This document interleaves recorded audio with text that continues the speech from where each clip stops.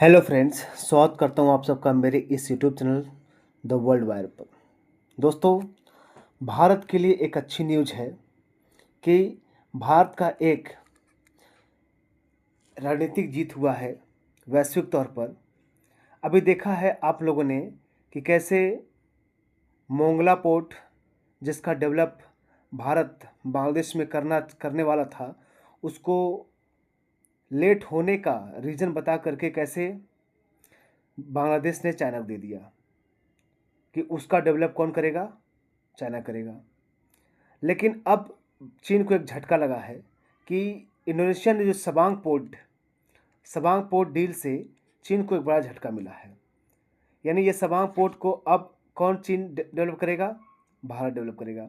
यानी हिंद महासागर में भारत की एक रणनीतिक पकड़ मजबूत हुई है। देखिए, ये है सबांग पोर्ट, यहाँ पे मलक्का है, ये इंडोनेशिया है। तो यहाँ से भारत के लिए क्या है, इस एरिया में हमारा दबदबा रहेगा।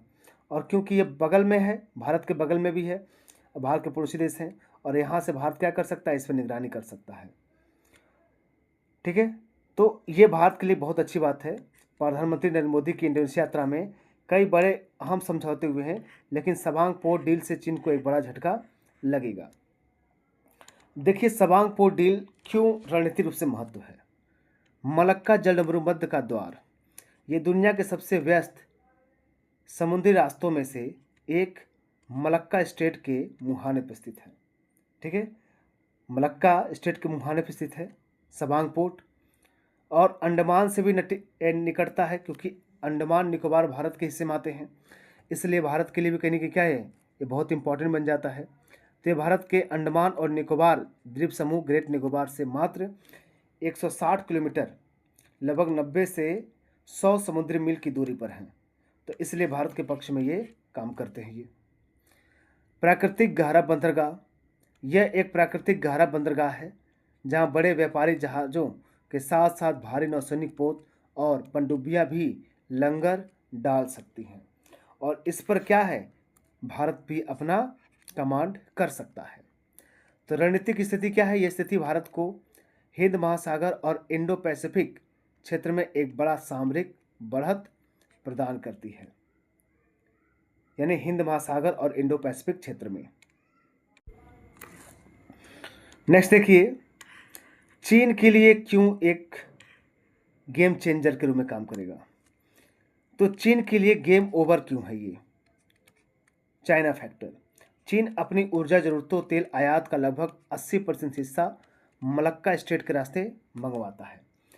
आपको पता है, मलक्का स्टेट जहां से चीन के करीब 80% जो रॉ मटेरियल, कच्चे तेल हैं, अपनी ऊर्जा जरूरतों को यहीं से मलक्का स्टेट से ही क्या करता है, निर्यात करता है, आयात करता है। चीन को हमेशा इस बात का डर रहता है कि युद्ध या तनाव की स्थिति में इस रास्ते को, यहाँ पर जिसे मलक्का डिलेमा कहा जाता है, ठीक है, मलक्का डिलेमा कहा जाता है। यानी ये ऐसा जगह जहाँ पर जिस एरिया से चीन अपना क्या करता है भाई, अपनी तेल आयात, यानी 80% आयात इसी स्टेट से करता है।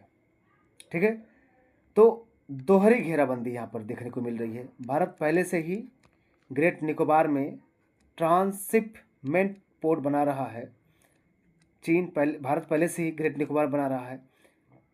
अब सबांग पोर्ट पर मौजूदगी से भारत मलक्का स्टेट के दोनों ओर प्रवेश और निकास रणनीतिक पकड़ बना लेगा।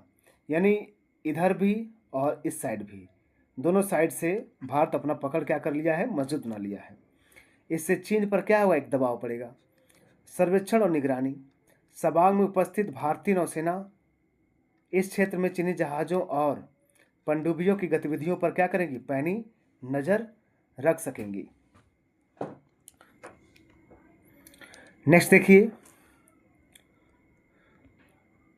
इससे चीन के स्ट्रिंग ऑफ पर्ल्स यानी मोतियों की माला रणनीति को क्या करेगा, एक मजबूत जवाब मिलेगा। यहाँ पे क्या मिलेगा, एक मजबूत जवाब मिलेगा, उसे एक बड़ा झटका मिलेगा। जैसे कि वो भारत को घेरना चाहता है, तो वो भारत को, जैसे ये भारत है, ठीक है, वो स्ट्रिंग ऑफ पर्ल्स की नीति के तहत उसको, यहाँ श्रीलंका है, यहाँ अलग कंट्री के साथ, बांग्लादेश के साथ, यहाँ पर पाकिस्तान के साथ घेरने की कोशिश कर रहा था वो, तो उसको एक बड़ा झटका। अब देखिए रक्षा और अन्य महत्वपूर्ण समझौते, ब्रह्मोस और अस्त्र missile, critical minerals, digital payment उपयोग और समुद्री सुरक्षा सहयोग। यानी इंडोनेशिया और भारत के बीच में और भी समझौते हुए हैं। देखिए ब्रह्मोस और अस्त्र मिसाइल, इंडोनेशिया भारत के ब्रह्मोस सुपरसोनिक क्रूज मिसाइल और अस्त्र एयर टू एयर मिसाइलें खरीदेगा भारत। इससे इंडोनेशिया की रक्षा क्षमता मजबूत होगी और भारत को बड़ा रक्षा निर्यात बाजार मिलेगा। यानी भारत के लिए क्या है, इसको निर्यात भी कर सकता है, यानी ऐसे कंट्री को भी सप्लाई कर सकते हैं जिसको डिमांड है। इससे भारत की क्या होगी, रक्षा क्षेत्र में एक मजबूती मिलेगी और आर्थिक रूप से भी फायदा होगा। क्रिटिकल मिनरल्स, भारत इंडोनेशिया के निकेल और दुर्लभ खनिजों के भंडार को निवेश करेगा, यानी उनको भारत में क्या करेगा, निवेश करेगा। ये खनिज इलेक्ट्रिक व्हीकल, बैटरी और इलेक्ट्रॉनिक्स और सेमीकंडक्टर बनाने के लिए बेहद ज़रूरी हैं। ये क्या, ये बेहद ज़रूरी हैं। डिजिटल पेमेंट सहयोग, यूपीआई, QRIS देखिएगा, भारत के यूपीआई और इंडोनेशिया के क्यूरिस सिस्टम को जोड़ने पर सहमति भी मिली है। इससे पर्यटन, व्यापार और दोनों देशों के लोगों के लेन देन क्या होंगे, आसान होंगे। यानी भारतीयों को, जो लोग वहाँ काम कर रहे हैं, चाहे यहाँ के लोग वहाँ काम कर रहे हैं, इससे उनको पेमेंट, डिजिटल पेमेंट में सहयोग मिलेगा। समुद्री सुरक्षा सहयोग पर भी बात हुई है। संयुक्त गश्त, खुफिया जानकारी साझा करना और समुद्री सुरक्षा पर गहरा सहयोग बढ़ेगा। हिंद महासागर क्षेत्र में शांति और स्थिरता भी क्या होगी, सुनिश्चित होगी। ठीक है, हिंद महासागर में शांति और सुरक्षा भी सुनिश्चित होगी।